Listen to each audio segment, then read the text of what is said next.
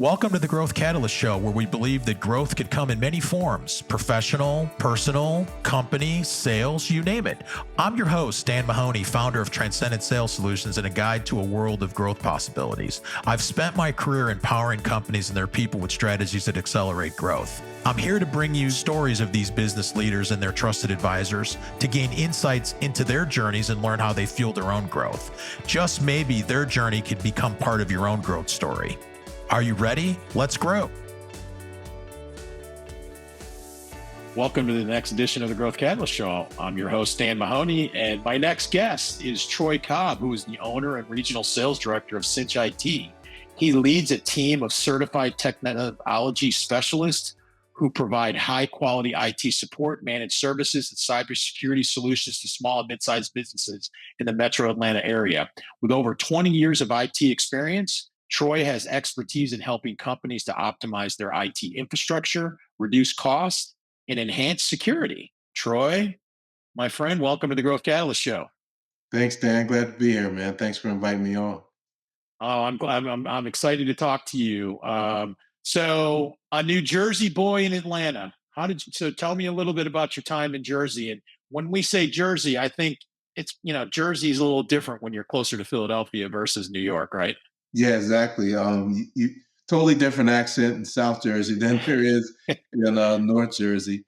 And yeah, I grew up right across the bridge, Ben Franklin Bridge from Philadelphia. So unlike North Jersey people who are Giants fans or Jets fans, I'm definitely an Eagles fan and a Phillies fan and a Sixers fan. That's awesome. Yeah, Well, and I forget. love growing up in Jersey. Go back there at least 2 or 3 times a year. I still miss my cheesesteaks and my hoagies. No, Oh, Jersey Mike's comes pretty close, but nobody else can come close to those cheesesteaks from New Jersey and Philly. and it isn't always everybody says Geno's or the other one. Those aren't the good ones. There's No, other really no, good. no, Those no. are the tourist cheesesteaks, right? Exactly. Yeah. So out of high school, you went right into the U.S. Marines, correct? No, I spent the year in college at Boston University playing football for the Boston Terriers. And Did you now? yeah, and I got hurt. My plan was they didn't offer me a scholarship out of high school, so I was going to walk on, make the team, and get a scholarship. I You walked were a on. kicker. You were a kicker, right? No, what's crazy was all through high school, I was a lineman and a linebacker. I get to BU, and they decided they wanted me to be a running back. And so all that punishment I had inflicted on running backs all those years playing football since 6th grade, I was getting it all back, being on the scab squad as a freshman at Boston University. So I didn't like being a running back very much. And I actually got hurt the last practice of the season. Guy speared me right in the spine. And I thought I was going to be paralyzed. And I promised God I wasn't going to put the uniform back on if I could walk again. So when I got out of the hospital, took a hard look at things. I had done really well in school, but I needed that scholarship money in order to keep going. And so I said, well, I'm not going to go home and feel sorry for myself and twiddle my thumbs. I'm going in the military. I'm going in the Marine Corps. It's called my mom. Hoorah! Yeah, so I called my mom and said, hey, I'm going in the Marines. And she was like, why are you going to do that? I told her how much money I needed to go to school. And she was like, so when does boot camp start? Oh my God. Well, thank Yeah, you. and that's how I ended up in Georgia, because my last duty station was in Albany, Georgia, down the south. I think that's one of the only Marine duty stations, correct? In Georgia. Yeah, that's the only one. Yeah. Yeah. So you made your way to Parris Island. Is that where you did your training?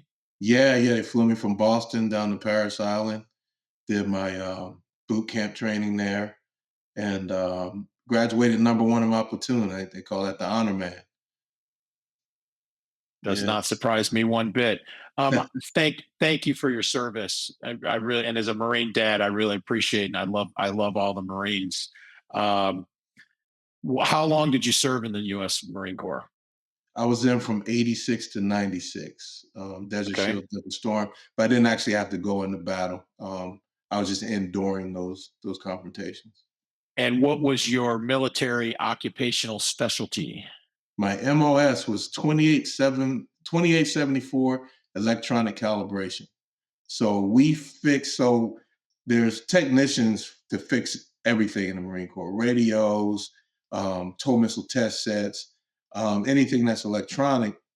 Those technicians that fix that stuff, not the ones that operate them, but the ones that fix them, they need test equipment. They need oscilloscopes, they need power meters, they need voltage meters, and we actually fixed the test equipment as well as calibrated all the test equipment that would go out into the field. So I kind of had a pretty cush job when I was in the Marines. In fact, my reenlistment bonus was like $30,000 to reenlist for a second term because our MOS was considered critical. Wow. Where were some of the places you were stationed other than beautiful Albany, Georgia? Beautiful Barstow, California was my other duty station, my first enlistment. I spent some time in 29 Palms where I learned basic electronics. Then they sent me to Albany for my test measurement and diagnostic equipment school. And then they gave me my first set of orders and they sent me back out to the desert. And I spent the rest of that enlistment in Barstow.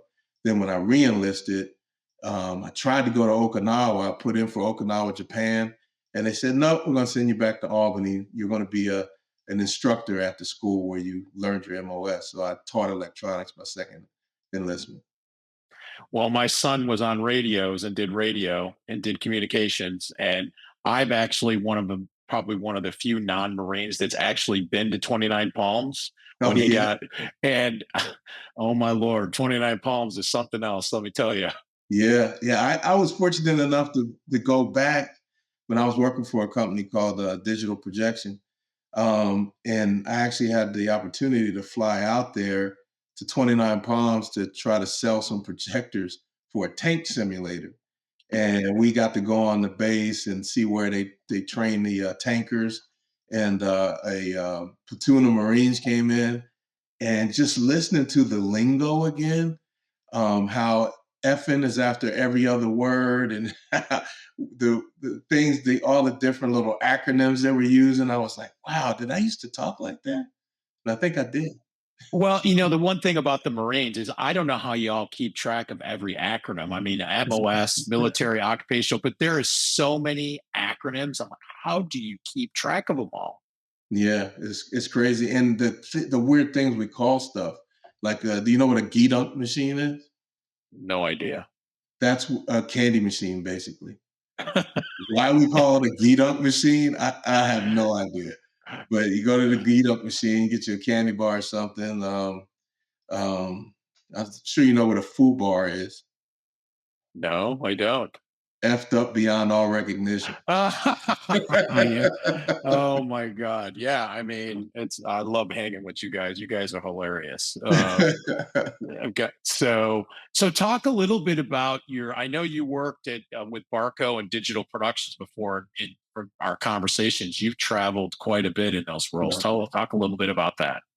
Yeah, with Barco, which is an acronym, actually stands for the Belgian American Radio Company. I got a chance to travel quite a bit. Went to Belgium quite a few times. Um, Traveled the world really, between Barco and another company called Mechdyne and Digital Projection, doing high-end projection systems for 3D virtual reality, for digital cinema. Also dabbled in direct view LED walls as well. Like when you go to Mercedes-Benz Stadium and you look up at the that huge display. That's called a direct view LED display. And digital projection got into that, for not the big displays like you see at stadiums, but the smaller ones that you would see in like an office space or Mhm. something like that.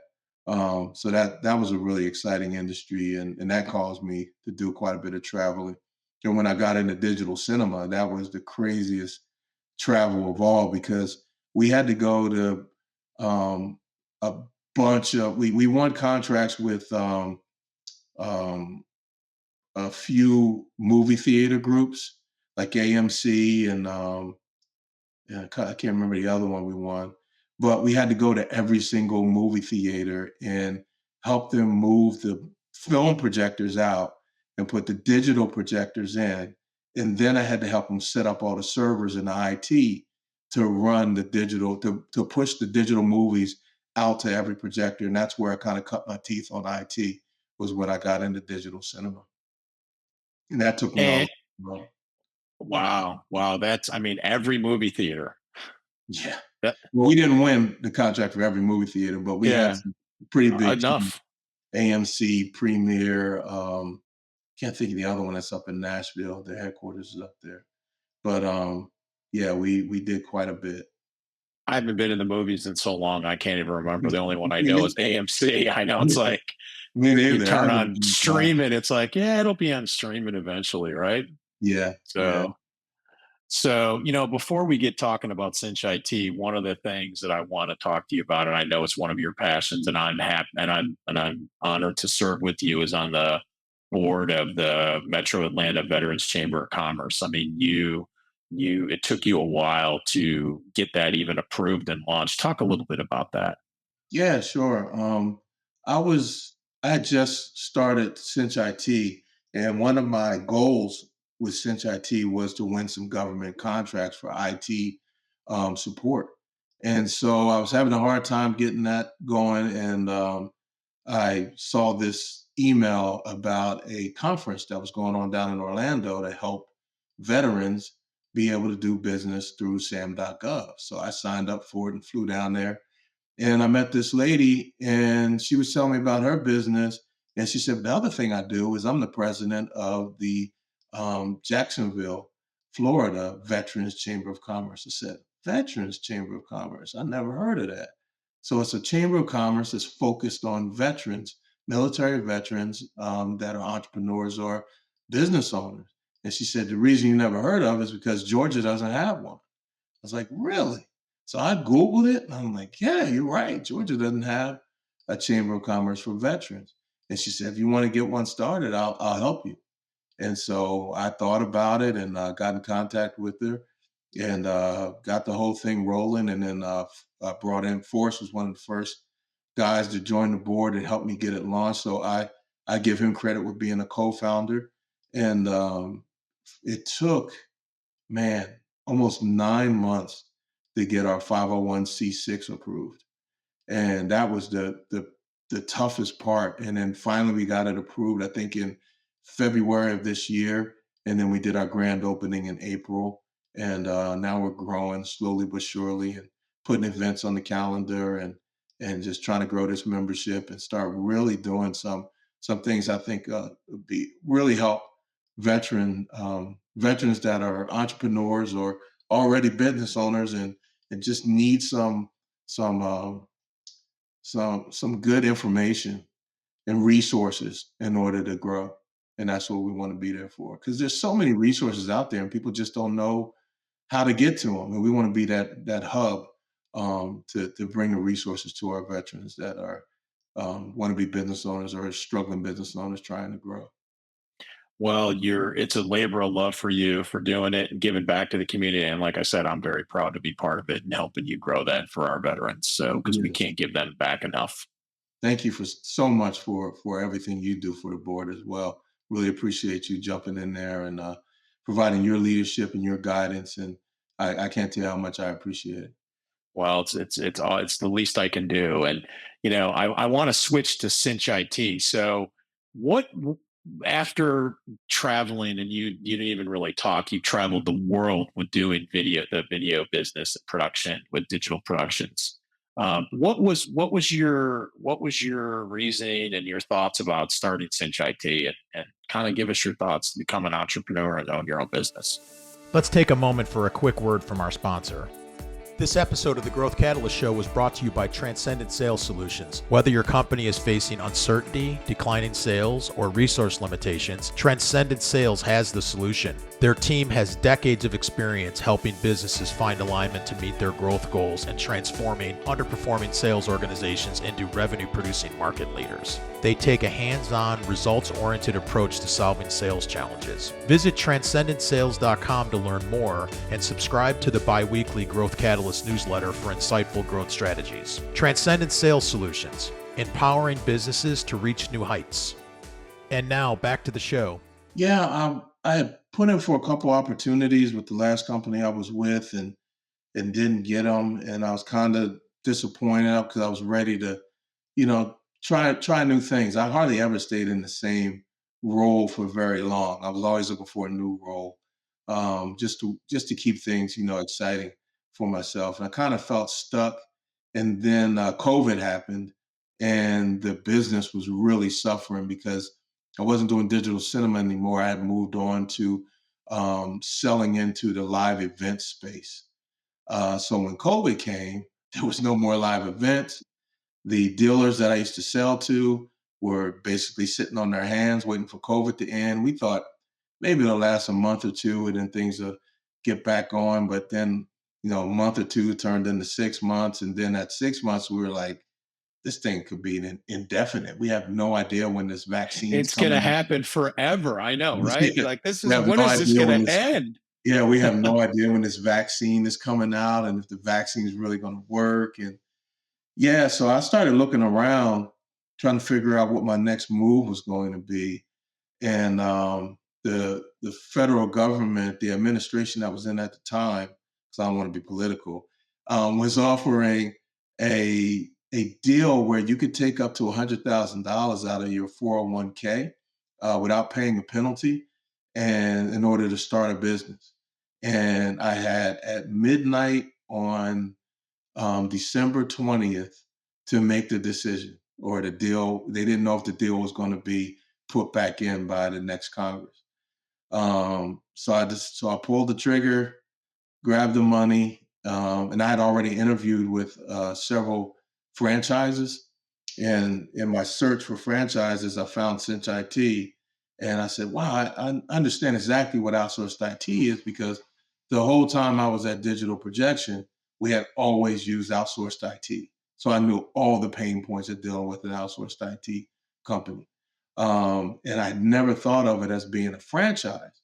So I really like the way this franchise was set up because what I'm finding as I meet other IT franchise owners is that Cinch IT is pretty unique in the way it's set up. So we have a centralized help desk, and they're trained in on the payroll of the franchisor, and they're in Boston, a really really well trained group of professionals. So when our clients are brought in, they have a great help desk that they can call, a responsive help desk that they can call. And 90% of the time, those are the guys that will remote in and fix the problem. Those other 10% of the time is when one of my techs will come on site and fix the problem. And I like that setup because the local techs are my guys that I keep trained and on my payroll, while the central help desk is the responsibility of the franchisor. And it's a really good setup. And I've been really, really, really I don't want to say lucky because I did a lot of preparation and I worked really hard, and and because of the way Cinch is set up and the support that they give me, I've had a pretty good success over the last couple of years of growing this business. That's an amazing story, the way you started it. You did your research and found the right franchise. And I know that's not always easy. One of the things I love about the Cinch IT website is I looked at it, and the first thing you see is a real simple question that a lot of business owners don't ask themselves. What is your IT situation? Yeah. And, you know, my working with a lot of business owners, I see a lot of times what they think their IT situation is, it really isn't. Hmm. So, what are the biggest misconceptions you see business owners have as it relates to their IT? That they're safe, that they're not vulnerable, that they're too small. Nobody's looking at them. And that's exactly who they're looking at. They're not looking at P&G. They're not looking at big companies like Coca-Cola. Their cybersecurity is so tight, it'd be very difficult to get in. They're looking for that low-hanging fruit, that small business owner with less than 50 employees who thinks he's hiding over in the corner and nobody's looking at trying to hack into his IT infrastructure, you are the target. People keep thinking it's the big companies that are the targets. They're not the targets for the most part. It's the Mhm. smaller companies.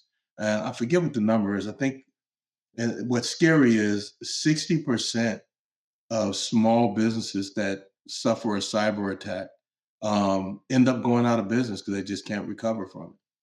Wow. Well, and truth or myth, I think we always hear about all the big companies. There's, I'm not going to name any, but Mhm. this big company got hacked, this big company got hacked.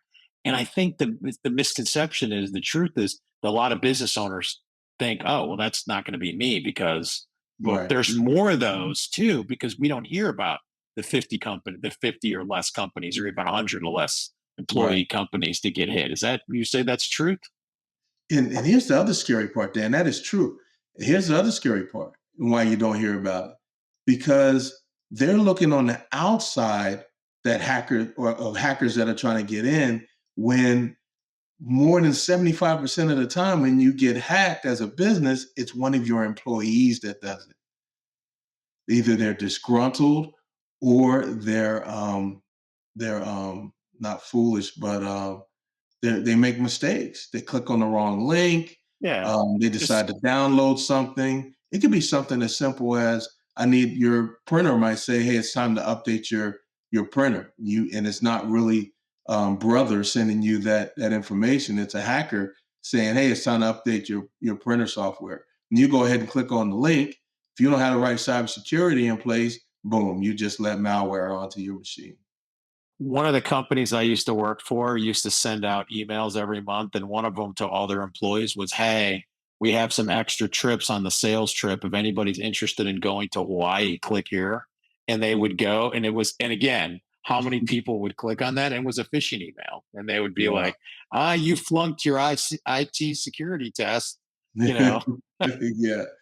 Yeah, we have a program like that where, man, they sent a good one the other day that almost got me. You probably got it too. Um, it said that you've been added to a Teams meeting, a new group on Teams. Click on this link to see what group you were added to.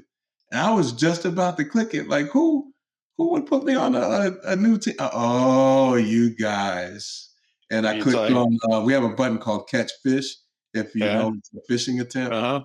so I clicked on Catch Fish, and the confetti fell down on the screen, and I got some points for catching that fish.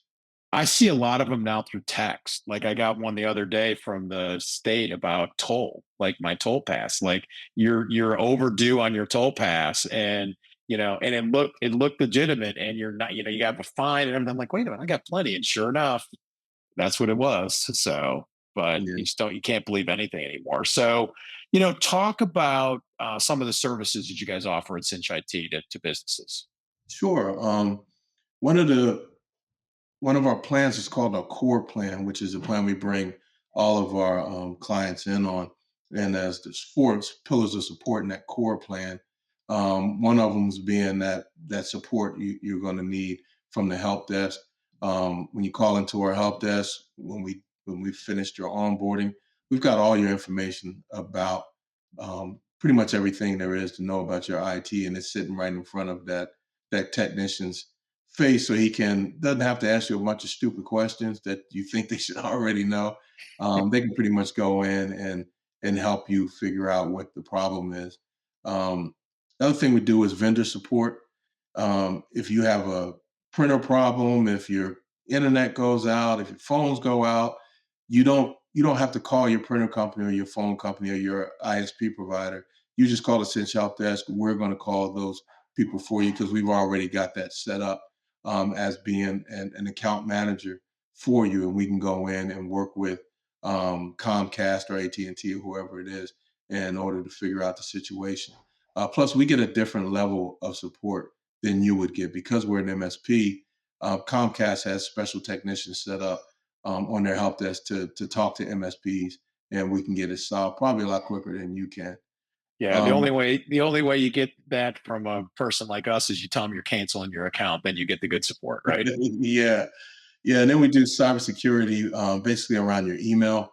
We're going to archive your emails. We're going to um, put some cybersecurity tools in place to keep you protected. We also offer cybersecurity training programs, so your employees will get, like we were just talking about, a simulated phishing attempt once a week. If they catch the fish, then they get some points for that. If they don't, then they click on the link, they fall for it and click on the link. Then they go to a cybersecurity training class, about a 5-minute video they have to watch and answer 4 questions. And as their education in cybersecurity progresses over time, they build up a score. And so everybody's score starts off in the red, and the goal is to get them to keep doing the catch fish and the training classes and get their score into green. Because we manage your physical firewall, but there's there's a second level of cybersecurity protection that you need, and that's through educating your employees with the cybersecurity training. So that's your second form of firewall, is educated employees. And I recommend to all my clients to add on our cybersecurity training package to our core package. It's essential. Who is your ideal client? An ideal client for us is a company with 10 or more employees. Um, Typically, we like to work with construction companies, engineering firms, architectural firms, um, companies that are growing in particular, are great clients for us. Any client, one thing a lot of people would think is, well, they already have an IT guy on staff. That's probably not a good referral for you, but it actually is. We have several clients now that have a single IT guy on staff, and we join with them and do a co-managed setup to give them more bandwidth. And then their IT guy can focus on the big picture stuff, and we're going to handle the everyday problems that come up. So he's not swamped with the everyday problems and can't get the big picture stuff done. So that's also a good client for us as well if they have an IT manager on staff. So talk to business owner like, all right, their IT situation, wherever they're in right now, wherever they're at. What are some things they should be looking at right now and they should be doing if they're not, or maybe they are, maybe they're not, but give some tips. Yeah, great question. So if you are receiving a lot of phishing emails, you probably don't have the right cybersecurity in place. We have some tools we can put in place that will, I'm not going to say eliminate phishing attempts, but it will reduce the amount of phishing attempts that you see. Another thing you want to think of is, do you have a firewall in place? If you don't have a physical firewall, I'm not talking about Windows Defender. I'm talking about a physical firewall sitting in your IT closet that's between your Comcast or AT&T connection and the rest of your IT network. And what we do with that firewall, what that allows our help desk to do, is actually our NOC team, our network operations center. They can view traffic going in and out of your IT network, and they'll get an alert anytime there's a red flag. I remember one franchisee had brought on a client and they didn't have a firewall. They put the firewall in, and he said, "Hey, we did your onboarding. You got these 20 employees, they're all in the US, but somebody's pinging your server from Taiwan. Do you have an employee in Taiwan?" And he had no idea somebody was stealing patent information from him from Taiwan on his server. Wow. And that's the kind Wow. of stuff you just don't know about unless you have the right technology in place and IT professionals like Cinch IT to help you manage your business. That's some good tips. So tell me a horror story that had a good ending. Mm. Pick a um, juicy one or a success oh, story. I got one. I got one. So a nonprofit called me, and one of their employees somehow had gotten their Office 365 admin password. Got in and found some emails from the CEO of the nonprofit, um, and found letters that she had sent out to the board. And on those letters were compensation as well as bonuses. And they took those letters and emailed it to everybody at the nonprofit. Oh boy. Yeah, it was really bad. So we had to lock all that down for her. Because they were trying to do their own IT, and they were just bringing in a guy anytime they needed a Band-Aid on something. Mhm. But she learned from that we really got to have professionals in place that can lock all this down for us and monitor it and make sure we stay safe. And so now that nonprofit is recovered from that, and they're growing again and it's really a great nonprofit. I really appreciate what they're doing for the community, and that could have killed them. That could have put them out of business. But now that everything's running smoothly, they're growing again, and they're doing really well and serving the community.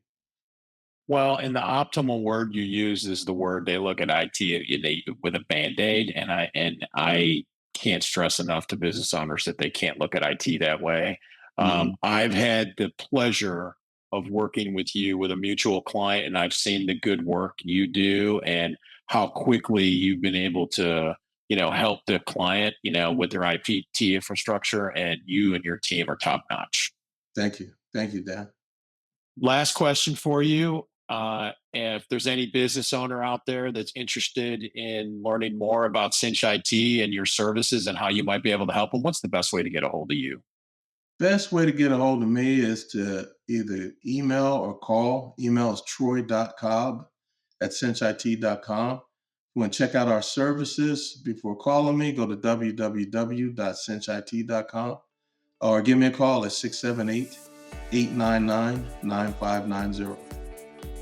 Troy, I want to thank you for all that you do for business owners and all you do for the community and veterans. And I appreciate you taking the time today to come on the Growth Catalyst Show.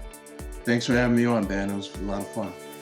And that's a wrap for today's episode of the Growth Catalyst Show. Remember, you can take these stories of growth and make them part of your own journey. Learn from them, draw inspiration, and let them guide your path of growth. I'm your host, Dan Mahoney, and I look forward to our next journey together. If you've enjoyed the show, please subscribe and leave a review. Until next time, keep growing.